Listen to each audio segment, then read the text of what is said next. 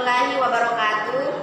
Berdirinya di sini kami akan menjelaskan tentang struktur sel pada jaringan tumbuhan. Sebelum kami menjelaskan, terlebih dahulu kami akan memperkenalkan diri masing-masing. Perkenalkan, nama saya Fitri Handayani dari kelas 11 MIPA. Perkenalkan, nama saya Sofia Jargatun Fikriah dari kelas 11 MIPA. Perkenalkan, nama saya Juliana dari kelas 11 MIPA. Tahukah teman-teman kenapa tumbuhan bisa tumbuh semakin tinggi dan besar?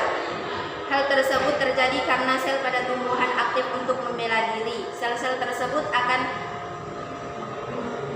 terkumpul dalam jumlah banyak dengan bentuk fungsi dengan sifat yang sama sehingga menjadi sebuah jaringan. Lalu apa saja jenis jaringan pada tumbuhan? Struktur jaringan tumbuhan. Jadi jaringan tumbuhan adalah kumpulan sel yang mempunyai bentuk, struktur dan fungsi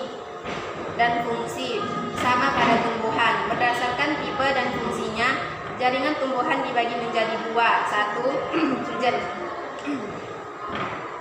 Satu, jaringan meristem dan jaringan dewasa. Jaringan meristem merupakan jaringan yang aktif membelah dan belum mengalami diferensiasi. Memiliki dinding sel yang tipis, nukleus berukuran besar, mengandung sitoplasma padat, vakuola berukuran kecil bahkan hampir tidak ada, dan selnya sudah menyimpan makanan cadangan. Yang kedua, jaringan dewasa, yaitu jaringan selnya sudah berhenti membelah dan mengalami diferensiasi. Ukuran sel relatif besar. Terdapat ruang antar sel, dinding sel mengalami perubahan, vakuola berukuran besar, dan sitoplasmanya sedikit.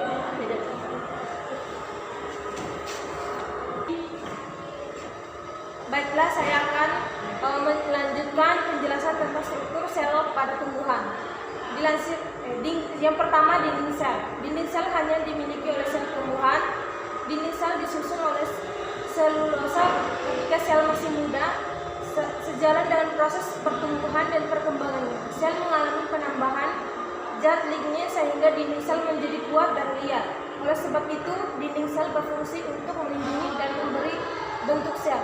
Yang kedua, membran plasma. Membran plasma adalah bagian terluar dari sel yang memiliki beberapa fungsi. Salah satu fungsi membran plasma adalah sebagai pelindung sel agar isi sel tidak keluar meninggalkan sel. Membran plasma tersusun atas lipid, protein, dan karbohidrat. Lipidnya terutama berupa fosfolipid, yakni molekul-molekul amfilofilik yang setiap molekulnya mengandung kepala hidrofilik dan ekor hidrofobik. Membran plasma